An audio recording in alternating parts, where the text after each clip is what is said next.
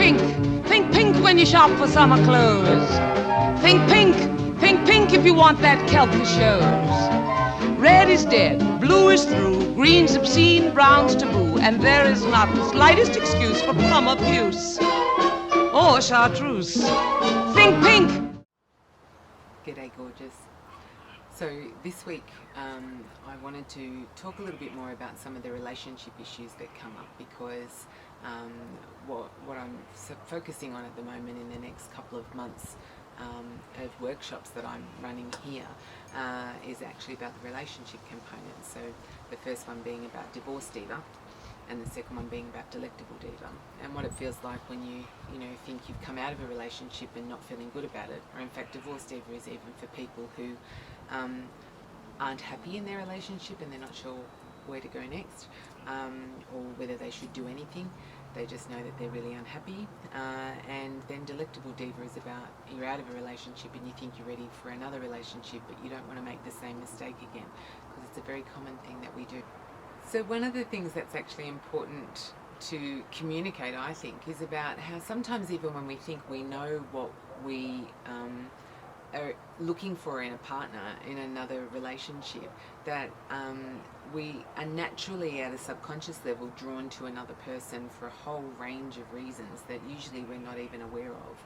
And we set that blueprint for a prospective partner by the time we're 7 years old. Yes, you heard me, 7.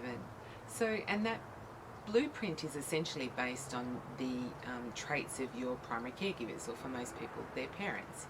And you would think, oh yeah, well that's okay, I'd be looking for the good stuff, right? No, your subconscious is actually looking for a partner who has the same negative traits as your parents. That's really stupid. But we all do it, and it's a pretty normal human thing to do. So the reason that I highlight it is because often the key to understanding what it is about our relationships, if we've had a couple of relationships and they feel like they end up feeling like Groundhog Day, that you're doing the same thing over and over again, is often because we're making that subconscious connection to somebody who has the same negative traits as our parents. And this becomes problematic, right? So it's like, well, why do we do it? Well, we do it because we believe that if we can get the partner who has the same sort of traits to actually treat us differently, then we can kind of prove that the problem was with our parents and not with us. It's kind of this double reverse psychology, right? So let me give you a really quick example. My mother was not very affectionate.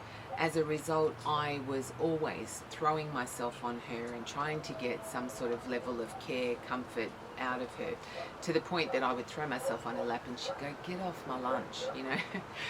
I always looked then for a partner who I thought would be affectionate, because something about them being affectionate then validated me, that it wasn't about the fact that I didn't deserve affection. If I could get a partner to be affectionate towards me, then I could prove that the problem was not with me, it was with my mother. The problem was not that I didn't deserve affection, but just that my mother didn't choose to give affection to show her love.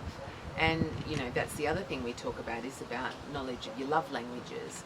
And it's really important to understand our love languages and how that impacts. And that even goes for when you're a parent and you're showing love to a child, because we often have different love languages. And my love language, what I now know is my number one love language is actually physical touch.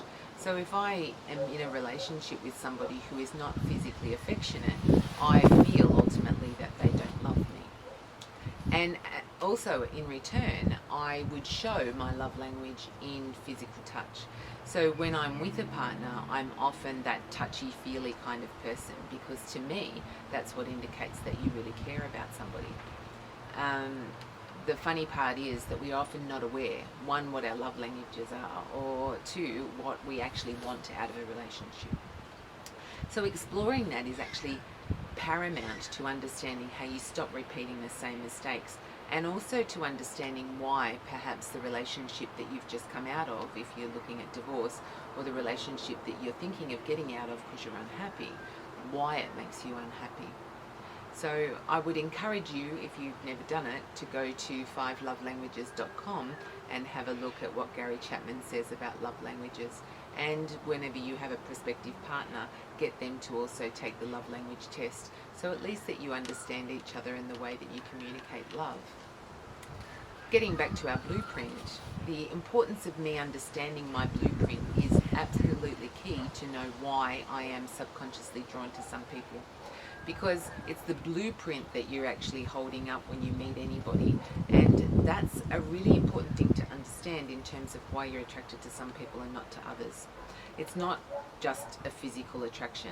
You can't find them physically unattractive, but it's pretty unusual that you would necessarily be very drawn to people who actually look the same.